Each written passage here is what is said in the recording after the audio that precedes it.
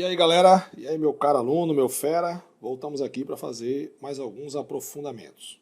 Como eu falei, exemplo 3. No vídeo anterior eu fiz o exemplo 1 e 2. No exemplo 3, eu quero lembrar você da amônia, que o átomo central é da família 5A, lembra disso? Sobra pares de elétrons, né? Então eu tenho aqui, ó, só para a gente lembrar, você não pode fazer lá na forma trigonal, como ele forma um par de elétrons, você vai ter uma repulsão aqui dos pares de ligantes, e aí já mudou o vetor, né? Porque eu tenho uma força empurrando para cá, uma para cá, uma para cá, como sobrou pares de elétrons, aí eu vou ter um vetor resultante aqui para cima.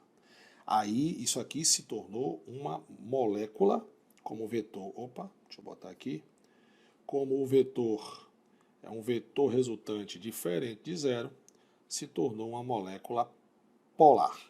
E aí eu dei aquele macete. Sobrou pares de elétrons, logicamente eu vou dar a exceção daqui a pouco, tá? Sobrou pares de elétrons, geralmente a molécula ela é polar. Quando eu falei geralmente, é porque existem as exceções. Agora, se eu tiver um íon, por exemplo, como o NH4, ele é um íon, mas continua tendo um átomo central da família 5A, que é o nitrogênio, pô. Então vamos lá. Bom, o que acontece é o seguinte, que o hidrogênio perdeu um elétron e está tendo uma ligação agora aí. Agora não sobra pares de elétrons. Eu não estou desenhando essa geometria certinha, tá? Porque eu vou deixar para explicar isso aí na aula de geometria. Então, na verdade, esse íon seria um íon polar ou apolar? Você pode ver que eu tenho uma concentração aí, ó, tem uma força interagindo no sentido do nitrogênio. Então você vai ter um vetor resultante aqui, um vetor resultante igual a zero. Então, galera, isso aqui é um íon apolar, certo? Não sobrou pares de elétrons e os ligantes são os mesmos, ó, aquele macete que Sandrão lhe deu agora aí, ó. Certo? Beleza? Então, não sobrou pares de elétrons, ligantes iguais, a espécie química ela é apolar. Eu não posso chamar de molécula porque, na verdade, ele é um íon, o NH4. Sobrou pares de elétrons, ele é uma molécula polar. Só que existem as exceções, que sobram pares de elétrons. É o que nós vamos ver no exemplo 4 agora. Exemplo 4. Vamos ver agora o exemplo do difluoreto de xenônio, né? Você pode chamar aí difluoreto de xenônio, o xenônio F2, que é o caso da molécula aí, né? Então é o seguinte, quando você ligar o xenônio, lembre-se que agora eu estou indo para, se você olhar, eu agora estou fugindo à regra do octeto, né? Se você pegar aqui o xenônio F2, você, como sobra pares de elétrons, você talvez desenhasse essa estrutura assim, ó. A estrutura correta é você fazer a geometria linear. Então o que acontece? O xenônio família 8A é um átomo grande, então você consegue fugir à regra do octeto. Então você vai ter um par de elétrons que sobrou aqui, ó, uma nuvem eletrônica aqui, uma outra aqui e uma outra aqui. E lá em geometria eu vou explicar por que as substituições são equatoriais e etc. Mas por enquanto você tem que saber o seguinte, o xenônio F2, a sua geometria era linear. Então eu tenho essa geometria, o que acontece? Você vai ter o flúor tentando empurrar o par de elétrons para ele, porque ele é muito eletronegativo, o xenônio já está estável, e aí você vai observar, desenhando a geometria, que o vetor resultante, eu fiz em azul, que o vetor resultante é igual a zero. Então isso aqui é uma molécula apolar. essa geometria do Xf2, ela é linear, mesmo sobrando pares de elétrons, tá? E aqui o que acontece? O que acontece, se você puder raciocinar assim, é como se você tivesse a mesma força aqui nesse triângulo, porque se observar, ela faz um triângulo, né? Eles se anulam também. Então, na verdade, você teria aí uma geometria linear, e a geometria linear confere ao difluoreto de xenônio uma apolaridade, ou seja, a molécula ela não é polar, é uma molécula polar. A mesma coisa vai acontecer com o xenônio F4. Lembrando que aqui são as exceções, né?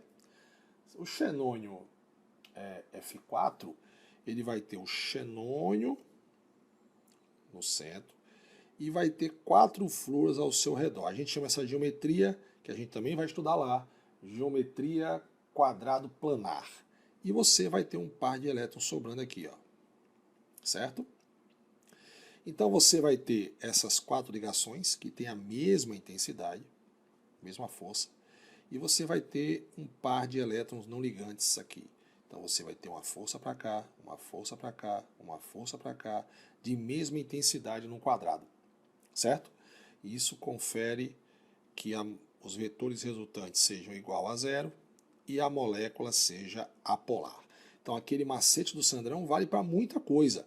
Aqui agora é alto nível, né? Você acabou de aprender aqui alto nível de aula para polaridade e para moléculas polar e apolar. Isso aqui é nível de complexidade um pouco mais elevado. Mas você viu que foi fácil aprender. E quando você tiver aula, assistir aula de geometria, aí que você vai aprender mais detalhado ainda. Bacana? Então você agora já sabe que se aparecer na prova o difluoreto e o tetrafluoreto de xenônio, eles são moléculas apolares. Por causa de quê? Por causa da sua geometria molecular.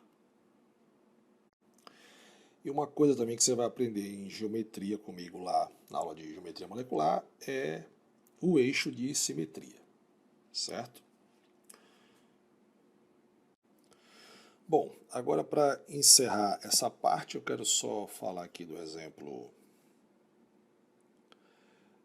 5 e do exemplo 6. No exemplo 5, deixa eu botar um pontinho aqui bacana. No exemplo 6 eu quero falar do PCl5, pentacloreto de fósforo, que você vai ter um fósforo ligado a 5 cloros, ele foge à regra do quinteto, e você vai ver que aqui você tem uma certa simetria e os vetores se anulam, certo? E aí você tem que saber desenhar a geometria. Você está vendo aqui, ó, que aqui eu tenho um triângulo. Essa geometria é chamada de bipiramidal. Eu tenho uma pirâmide em cima e uma pirâmide embaixo. Essa molécula também é uma molécula apolar, ou seja, os vetores resultantes, só em você desenhar a molécula você vê que eles se anulam. E o outro é o hexafluoreto de enxofre, que você tem um enxofre ligado a 6 flúors, e acontece o mesmo caso lá do xenônio, do tetafluoreto de xenônio, certo? Que você tem aqui, ó, os vetores mais para o flúor, beleza? Que é o cara mais eletronegativo. Só que aqui você tem a mesma geometria, deixa eu fazer de outra cor, a mesma geometria do xenônio F4. Você tem aqui uma geometria octaédrica, nesse caso. Lá é quadrado planar, né, no caso. Mas a quantidade de ligantes, somando ligantes e não ligantes, que é o que a gente vai aprender. Então, já posso adiantar para você. Aqui, esqueci de falar, que é uma molécula polar também. Os vetores resultantes se anulam. Quando você faz uma ligação química, quando você faz uma ligação, observação do tio Sandrão, você tem um átomo, e aí se ele sobrar pares de elétrons, a gente chama esses pares de elétrons de pares de elétrons não ligantes.